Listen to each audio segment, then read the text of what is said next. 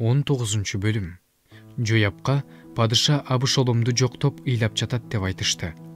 Ошол күнкү жеңиш бардык эл үчүн ыйга айланды. Анткени эл ошол күнү падышанын уулун жоктоп ыйлап жатканын укту. Согуштан качып келе жатканына уялган адамдардай болуп, эл ошол күнү шаарга уурданып кирип жатты. Падыша болсо жүзүн жаап алып өкүрүп жатты. Уулум Абышалом, Абышалом, уулум, уулум менен. Жояп падышанын үйүнө барды да мындай деп айтты: сенин уул кыздарыңдын, аялдарыңдын жана күң аялдарыңдын өмүрүн сактап калган кулдарыңдын бардыгын бүгүн сен уятка калтырдың. Өзүңдү жек көргөндөрдү сүйөсүң да, сүйгөндөрдү жек көрөсүң.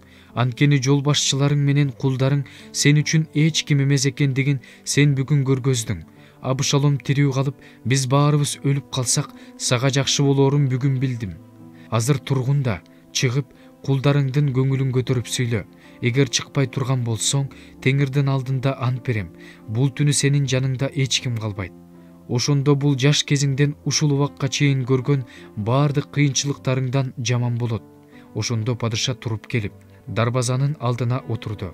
Элдин баарына падышанын дарбазанын алдында отурганын жарыя кылышты. Ошондо бүт эл падышанын алдына келди. Ысрайылдыктар болсо чатырларына качып кетишти. Ысрайылдын бардык урууларындагы бүт эл мындай деп талашып жатышты: падыша бизди душмандарыбыздан куткарды, пелиштиликтердин колунан бошотту. Азыр болсо өлкөдөн Абышаломдон качып кетти. Бирок биз өзүбүзгө падыша кылып майлаган Абышалом согушта өлдү. Эми эмнеге силер падышаны өз үйүнө алып келбей, кечиктирип жатасыңар? Дөөт падыша ыйык кызмат кылуучулар Садок менен Абиятарга киши жиберип, мындай деп айттырды: жүйүттүн аксакалдарына айткыла, силер падышаны үйүнө биринчилерден болуп кайра алып келсеңер болбойбу? Бул бүт Ысрайылда сөз болуп, падышанын үйүнө эбак эле жетпеди беле? Силер менин бир туугандарым, сөөгүм жана денемсиңер. Падышаны өз үйүнө кайтарууда эмне үчүн силер акыркы болгуңар келет? Анан Амасага айткыла: менин сөөгүм да, денем да сен эмес белең. Эгер сен Жояптын ордуна өмүрүң өткөнчө менин аскер башчым болбосоң, анда Кудай мени жазаласын, катуу жазаласын. Ошентип, ал бардык жүйүттөрдүн жүрөгүн бир кишидей өзүнө бурду. Ошондо алар падышага өзүң да, кулдарың да кайтышсын деп айттырганы киши жиберишти. Падыша кайтып Иорданга келди. Жүйүттөр падышаны тосуп алып, Иордандан өткөрүү үчүн Гилгалга келишти. Бенжамин уруусунан Бакуримдик Гейранын уулу Шемей шашылган боюнча жүйүттөр менен бирге дөөт падышаны тоскону жөнөдү. Аны менен Бенжаминден 1000 киши, Шабулдун үй башкаруучусу Сиба өзүнүн 15 уулу жана 20 кулу менен келишти да, Иордандан өтүп, падышаны тосуп чыгышты. Падышанын үй бүлөсүн алып өтүү үчүн жана анын каалоосун аткаруу үчүн Сал наркы өйүзгө өткөндөн кийин Гейранын уулу Шемей Иордандан өтөөрү менен падышанын алдына жыгылды.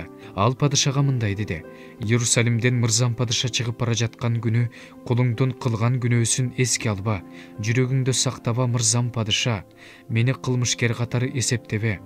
Анткени кулуң күнөө кылганын билет. Мен азыр Жусуптун бардык тукумунан биринчи болуп, мырзам падышаны тоскону келдим. Серуянын уулу Абышай Теңирдин майланганын тилдегени үчүн Шемей кантип өлүм жазасына тартылбасын деди. Ошондо дөөт Серуянын уулдары: мени менен силердин эмне ишиңер бар? Мени эмнеге тукуруп жатасыңар? Бүгүн Ысрайылда адам өлтүргүдөй күн болуп жатабы? Азыр мен Ысрайылга падыша экенимди көрбөй турамбы деди. Падыша Шемейге: сен өлбөйсүң деди. Падыша ага ант берди. Шабулдун небереси Жонатандын уулу Мепибешет да падышаны тосуп алганы келди.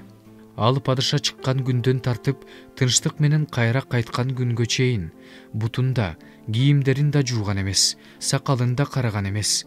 Ал Иерусалимден чыгып, падышаны тоскону келгенде, падыша андан: Мепибешет, сен эмне үчүн мени менен кеткен жоксуң деп сурады. Тиги мындай деп жооп берди: мырзам падыша, мени өз кулум алдады. Мен сенин кулуң, эшегимди токуп минип алып, падыша менен кетейин деп айткам. Анткени мен сенин кулуң, аксак эмесминби? Ал мырзам падышанын алдында кулуңду ушактады. Бирок мырзам падыша Кудайдын периштесиндей, каалаганыңды кыл. Мырзам падышанын алдында атамдын бүт үй бүлөсү өлүмгө татыктуу болсо да, сен кулуңду өз дасторконуңдан тамактангандардын арасына отургуздуң. Падышанын алдында даттанууга акың барбы? Падыша ага, мунун баарын эмне үчүн айтып жатасың? Талааны Сиба экөөңөр өз ара бөлүшүп алгыла деп айтпадым беле, деди. Бирок Мепибешет падышага мындай деп жооп берди. Мырзам падыша өз үйүнө тынчтык менен кайтып келген соң, ал баарын ала берсин. Падыша менен Иордандан бирге өтүп, аны андан ары узатуу үчүн Роглимден Гилаттык Барзилай да келди. Барзилай 80ге чыккан, абдан каар адам эле. Падыша Маханайымде жүргөндө ал аны азык түлүк менен камсыз кылып турган, себеби ал бай адам эле.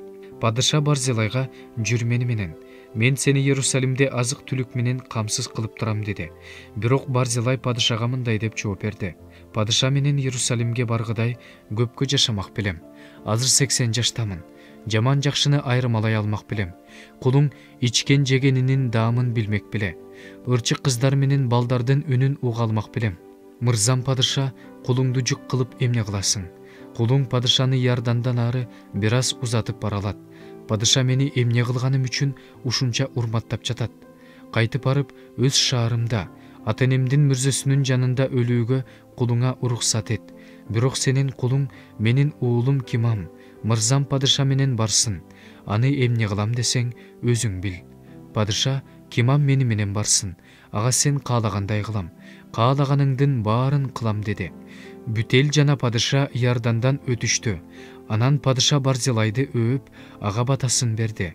Ал өз жерине кайтты. Падыша Гилгалга жөнөдү. Кимам да аны менен жөнөдү. Бүт Жүйүт эли жана Ысрайыл элинин жарымы падышаны узатты. Бүт ысрайылдыктар падышага келип: «Эмне үчүн бир туугандарыбыз жүйүттөр сени уурдап, үй бүлөң менен, баардык кишилериң менен Иордан аркылуу өткөрүп жиберишти», дешти.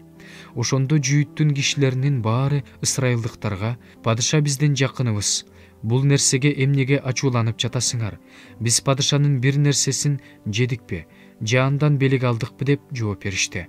Ысрайылдыктар жүйүттөргө жооп кылып мындай дешти: «Биз падышачылыктын 10 бөлүгүн түзөбүз. Дөөттүн жанында силерге караганда биз көппүз. Эмне үчүн силер бизди кемсинттиңер? Падышабызды алып келүү жөнүндө биринчи биз сүйлөшүбүз керек эмес беле?» Бирок ысрайылдыктардын сөзүнө караганда жүйүттөрдүн сөзү күчтүү болду.